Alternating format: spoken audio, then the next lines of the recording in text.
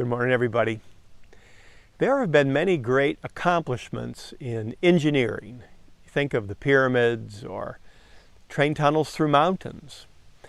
Well, on this date, November 17, in 1869, one of the great engineering accomplishments of the 1800s happened in Africa when the Suez Canal opened, connecting the Mediterranean to the Red Sea.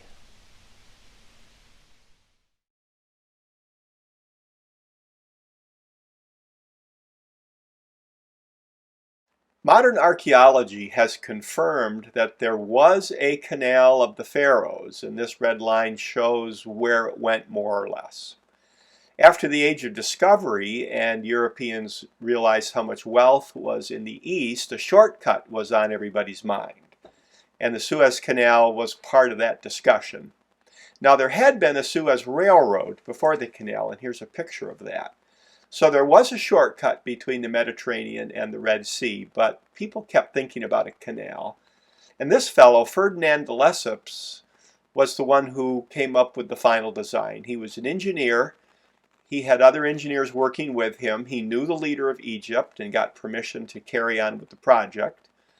And they formed a company called the Suez Canal Company. And here's a picture of a stamp which commemorates that company. So they came up with a plan, and it took 10 years to build. Here's a picture of them cutting through the desert. What really helped them was that it was more or less flat. They didn't have to build locks or things like that, or if they did, not many. They had to raise money for it too, and here are pictures of bonds for the canal, and few people bought them at first. They didn't think the canal would make any money, but it did open on this date, November 17, 1869. Here's a picture of ships going through the Suez Canal on its first day of opening. But people forget, 6 months before, we had driven the Golden Spike near Ogden, Utah, connecting our two coasts. So suddenly the world is a lot smaller with the Suez Canal and the Transcontinental Railroad. And this encouraged Jules Verne to write his book, Around the World in 80 Days, which was in fact possible because of these engineering accomplishments. Well, World War I came. You'll note the Ottoman Empire on the right is right next to Egypt. Egypt was being administered by the Brits. The Brits were really nervous about the Suez Canal falling into the hands of the Turks or the Ottomans. Here's a still from the movie Lawrence of Arabia, and if you recall in that movie, one of the big issues is keeping the Suez Canal, pictured here, from falling into the hands of the Turks, and that was one thing Lawrence worked on.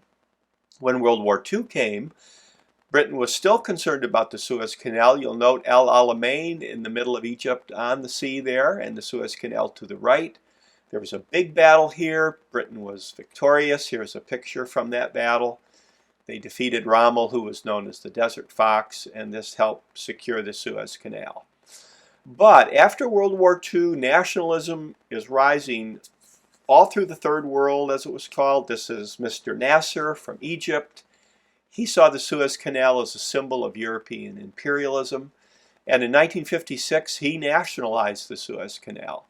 And the British and the French and the Israelis attacked the Egyptian army, but we stayed out of it. President Eisenhower said, no way are we getting involved in this. There were behind-the-scenes negotiations, and one result was the first use of UN peacekeeping troops seen here. So we're used to seeing the soldiers in the blue helmets today, but their first use was after the Suez Crisis.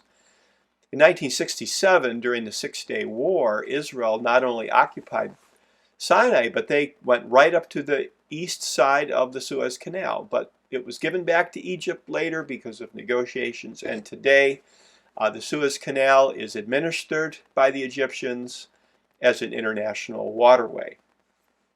In 2014, the Egyptians decided to expand the Suez Canal just because boats were getting so big. They made a second shipping lane, and they deepened and widened other parts of it. But this big boat got stuck. You might remember the Ever Given, pictured here, getting stuck in the Suez Canal in March of 2021, and reminded us of the fragility of the worldwide supply chain. So here's a picture of the Suez Canal from above, still one of the great engineering projects in the world. And the key part of the global economy.